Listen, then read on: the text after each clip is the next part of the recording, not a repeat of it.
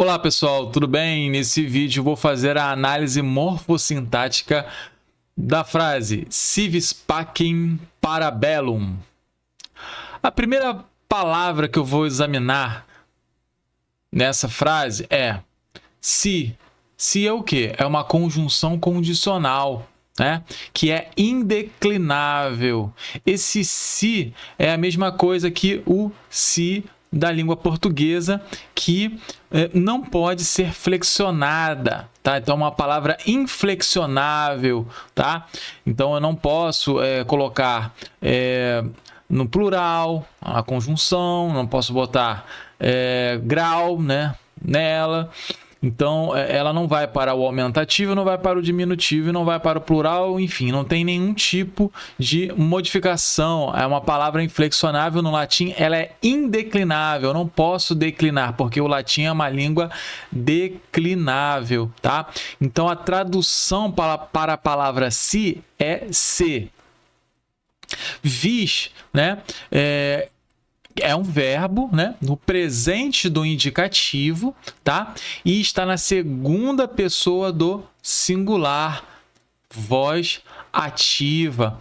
E a sua tradução é queres, né? Eu coloquei o tu entre parênteses porque esse tu ele é elíptico, né? Se tu queres, né? Se tu queres, né?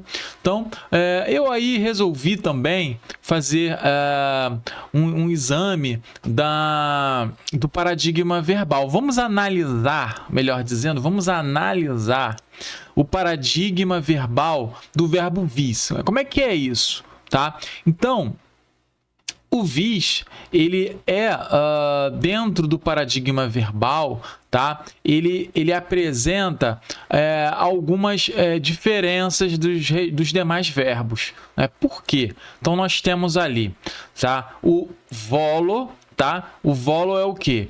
É um verbo que está na primeira pessoa do presente do indicativo. Eu quero, tá? O vis, tá? É a segunda palavra desse paradigma verbal, é a segunda pessoa do presente do indicativo do verbo querer em latim, tá? Vele é o infinitivo, tá? Infinitivo presente ativo, né? O verbo querer, né? O volui é o que? É o pretérito perfeito, tá? Da mesma forma que no português ele recebe aquele i ali no finalzinho dele, tá? E ele é a última palavra que vai aparecer nesse paradigma verbal. Claro, o paradigma que é formado por palavras do perfecto e do infecto. Então, você tem ali apenas uma diferença básica, tá? Porque esse verbo, o L, né? Esse verbo vis, melhor dizendo, é um verbo irregular, tá? Então, ele não vai apresentar a forma do supino. O supino, ele não vai aparecer, não existe, na verdade, né? O paradigma verbal do vis com esse supino. Então, esse supino não tem. Então, só tem as duas formas do presente do indicativo, o infinitivo e o pretérito perfeito, tá? Abaixo, nós temos aí a palavra pacem. O que é pacem? Pacem é um acusativo, tá? O que é o acusativo? Já falei isso num vídeo anterior, tá? O acusativo é o objeto direto, tá? Então, nós temos lá na declinação, né, do latim a palavra pacem, tá? Que ela tem essa terminação EM no final, porque ela é um acusativo. E ela é, obviamente, um complemento de um verbo transitivo direto, tá? Ela está no singular, tá? Essa palavra, e ela também está no feminino. Então, a sua tradução é a paz, tá? Para é o quê? Para é um verbo não imperativo, está na segunda pessoa do singular. Eu cismei de colocar esse no singular, do singular,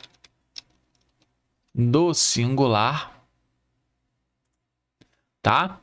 E ela, dentro da nossa conjugação no português, ela apresenta a sua forma que fica na primeira conjugação, tá? Como é que é isso, primeira conjugação? Vamos ver a tradução? Olha lá, prepara, O para significa prepara ou prepare-se. A melhor palavra, a melhor tradução ao pé da letra é o prepara. Quando eu vou dizer prepare-se, eu quero colocar mais português. E isso é possível no latim.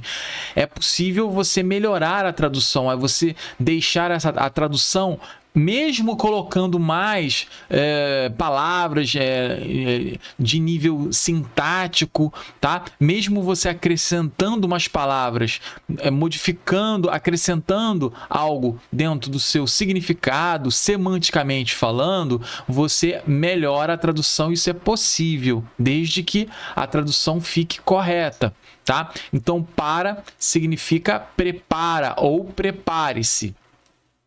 Bellum, a última palavra de hoje. Bellum é o que? É um acusativo singular feminino, tá? Então, veja bem, olha que interessante, tá? Então, você tem aí a tradução a guerra, tá? Então, nós temos aí dois acusativos, tá? Nós temos dois acusativos. Aqui eu esqueci novamente aqui a vírgula para ficar bem direitinho aqui, tá? E eu não coloquei esse S aqui no maiúsculo. Só para poder ficar, tá, de acordo aí com o restante aí da nossa análise, né? A nossa análise, que é, na verdade, um estudo, né, da palavra dentro do contexto também histórico. Tá? Você não tem apenas a tradução sob o ponto de vista de sintático, semântico, né? Morfossintático, né? Mas você também tem a análise histórica, né? A análise filosófica da palavra, né?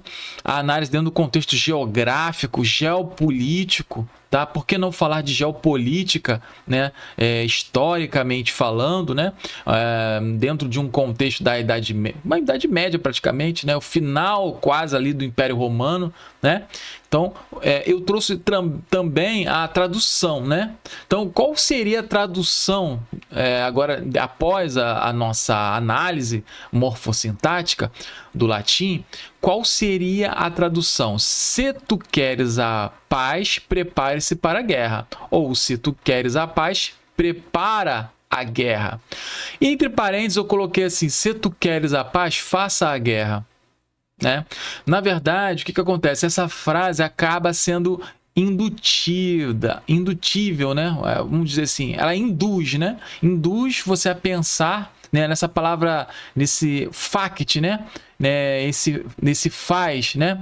Esse facere, né? Esse fazer.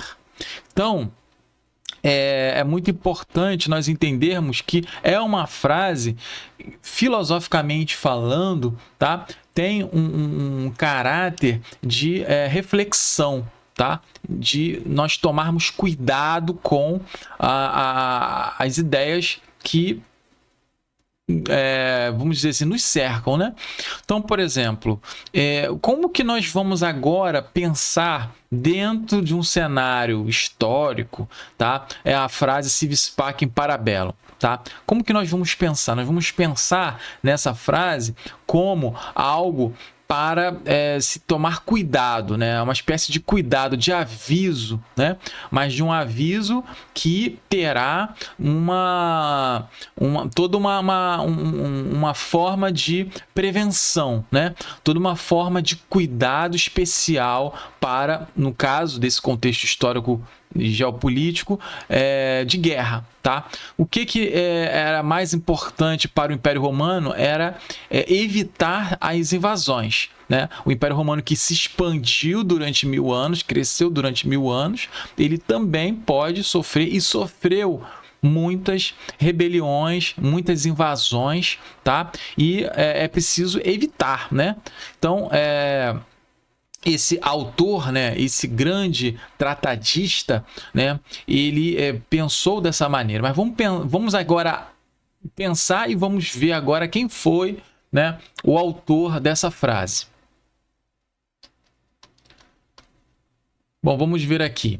A origem dessa frase, provérbio, é incomum, tá? Ela não é uma frase que você vai encontrar assim em outros autores, né? Então é uma frase que ela se destaca dentro desse cenário, tá? Então as pessoas, né, da época, elas dizem que o seu autor é o escritor romano do século IV, Públio Flávio Vegésio Renato, mais conhecido como Flávio Vegésio, tá?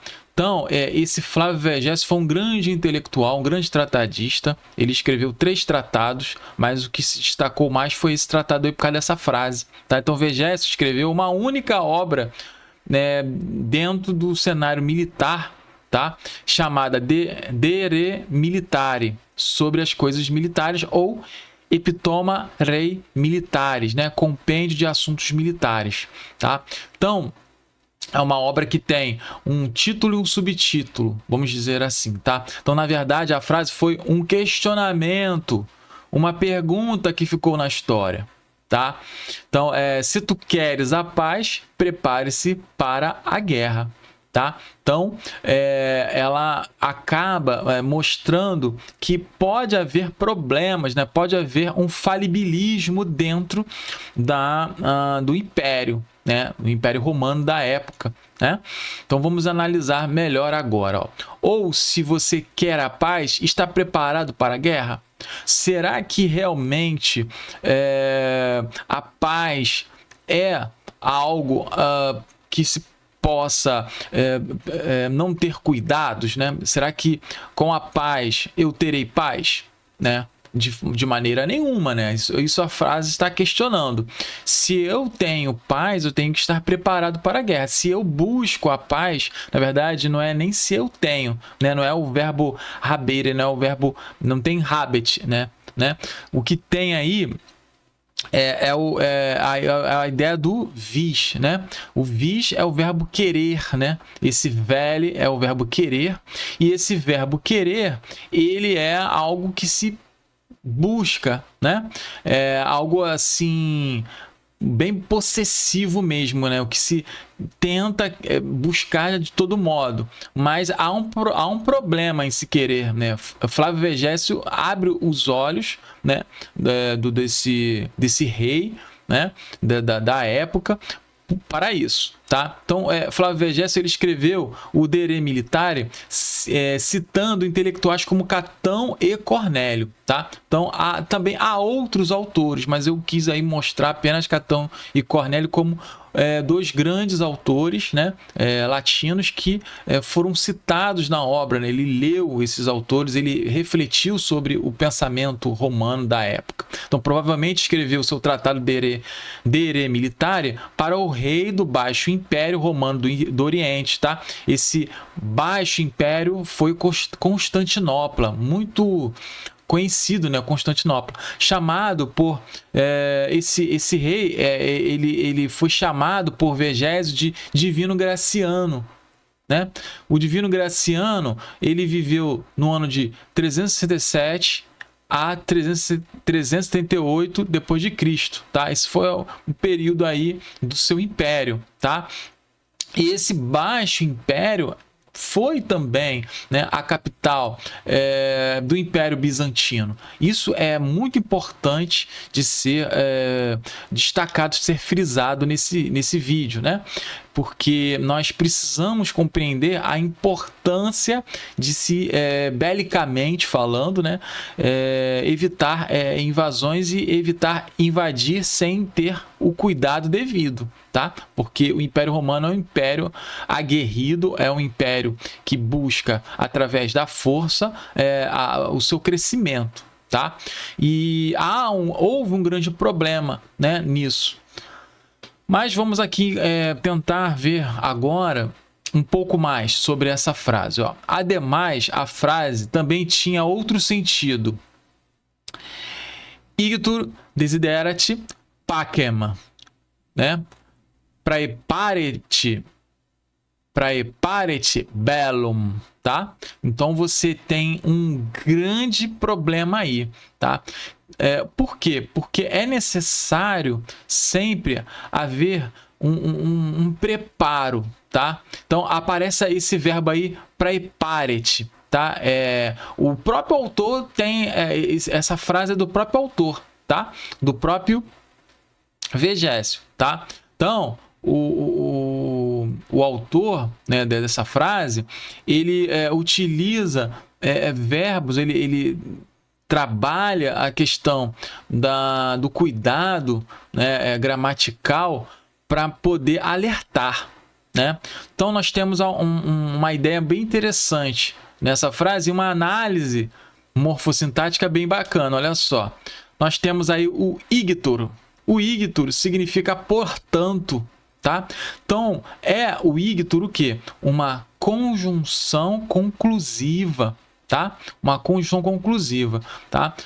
O valor, né, coordenativo, né?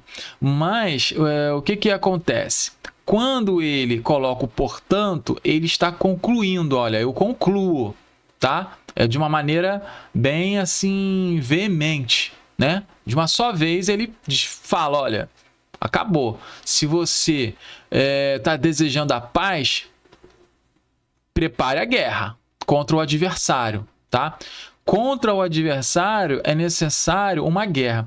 Inclusive, né, através dessa frase, o que se sabe é o surgimento, por exemplo, da pólvora, né? Como que o autor vai buscar uma maneira de lidar com um adversário, né? O adversário que é desconhecido, né? Não se sabe o que o adversário pode utilizar como um contra-ataque, tá? Então, muitos falam nessa questão do surgimento da pólvora, né? Então, talvez seria uma forma, né, de defesa, assim, algo que possa realmente surpreender, né, na luta, na campanha aí desse combate. Vamos ver. Enfim, a sentença está localizada em um trecho que destaca a importância de uma boa preparação para as ações militares, tá? Então, nós temos que entender a ação militar como preventiva, tá? Nesse caso, ele tenta prevenir, né, uma possível surpresa totalmente desfavorável, desagradável, contrastada com a dependência de imprevistos, né? Os autores, né, principalmente esses autores tratadistas, estrategistas da época, todos estrategistas, muitos, até César escreveu, né, sobre a guerra e tal, mas muitos autores latinos, eles têm essa prevenção contra possíveis surpresas e falhas, né? Como eu falei anteriormente, o falibilismo, né? Essa possibilidade de falhas, né? E na Idade Média, essa obra ela fez muito sucesso, né? Muitos militares utilizaram, né, esses conhecimentos, né, como uma espécie de arte da guerra, da mesma forma que o Sun Tzu escreveu, né? Então, também esse autor, o Flávio Vegésio, né? Flávio Vegésio é um autor que ele se destaca, mesmo sendo num período do Império, do Baixo Império Romano, tá? Quase de decadência do Império Romano, né? Um período de decadência. Bom, aí continuando, é necessário o quê? A importância de um bom preparo, né, para os militares, para os soldados, né? É necessário prepará-los de maneira adequada e até mesmo utilizando recursos que sejam até violentos, né, contra possíveis conflitos que possam acontecer, né? Por quê? Porque há a questão da superioridade numérica dos adversários, que é inquestionável, tá? Se um exército adversário, um exército inimigo, ele tem uma superioridade numérica de soldados, como enfrentá-los, né? Seria possivelmente o fogo, né? Usando elementos como o fogo, né? Daí surgiu a pólvora, né? Então, muitos utilizam essa frase nesse sentido de se lutar contra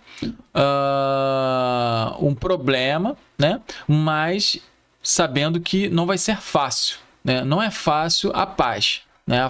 A paz só é possível através da guerra, né? É isso que nos deixa mais intrigados em relação ao período, né, da época, né? Como manter a paz? Né? Como manter a paz? Será que é possível realmente manter a paz através do fogo, através de armas, né? Apenas isso? Né, de um exército preparado, né? De um exército preparado e sem qualquer dificuldade na luta territorial, né? O combate territorial, né? Inclusive isso é mostrado muito quando se estudou as guerras púnicas, né? Em Roma, naquela época, né? As invasões. Né? Os tratadistas estudavam muito autores que também buscaram estratégias. Tá? Então, por exemplo, houve invasões em várias partes do mundo, né? No Oriente, no Ocidente também. Então, se estudava na África, Constantinopla, né? A própria Constantinopla, dentro daquela questão ali em que surgiram muitos imperadores, nós temos sempre a observação de que Roma foi um grande império e que lutou para se manter, né? Mas como manter a superioridade, né? Essa que é a questão, né? Não é só na força, mas é também uma certa estabilidade, é necessário ter estabilidade geopolítica, né? Nas relações com os vizinhos, né? Com os países, com os reinos e na sua expansão, né? A expansão territorial foi algo muito preocupante, né? Dentro do cenário político, tá? E geopolítico também, tá? Porque cresceu, não se manteve aquele poder, né? O poderio bélico foi diminuindo, né? E aí a Roma acabou fracassando, né? Na sua tentativa de se manter como um grande império, né? Um império que durou 1000 anos, né? O Império Romano. Né? Tivemos aí 12 Césares no Império Romano. Ok? Beleza? Bom, se você gostou do vídeo, né? Inscreva-se, deixe o seu like, tá bom? E até o próximo vídeo. Valeu, fui! Tem tradução, tem análise morfossintática. E se inscreva, né? Se você gostou do vídeo, obrigado por quem se inscreveu aí. Eu só tinha 300 inscritos no meu canal, agora tenho uma quantidade excelente de inscritos, né? E você que deixou o like também, deixa um like, pode criticar, pode eu aceito críticas. Delícia, cara. O que tu achou? Não gostei. Que isso? Asmei. Aceito também sugestões, né? Para novos vídeos.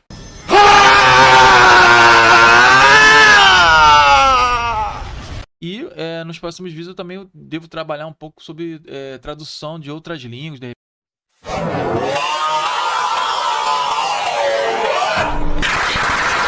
repente um chinês, de repente um francês, um inglês, né? De repente fazendo aí umas comparações. Por exemplo, existem palavras bem interessantes que podem ser analisadas. Mas por que falam tanto que no inglês a palavra saudade não existe? Por que não existe saudade no inglês? Então, por exemplo, eu poderia fazer um vídeo sobre isso também. Vai depender de você aí deixar no seu comentário aí, né? Pedir para que eu faça um vídeo. E aí eu faço, tá bom? E até o próximo vídeo. Valeu! Fui!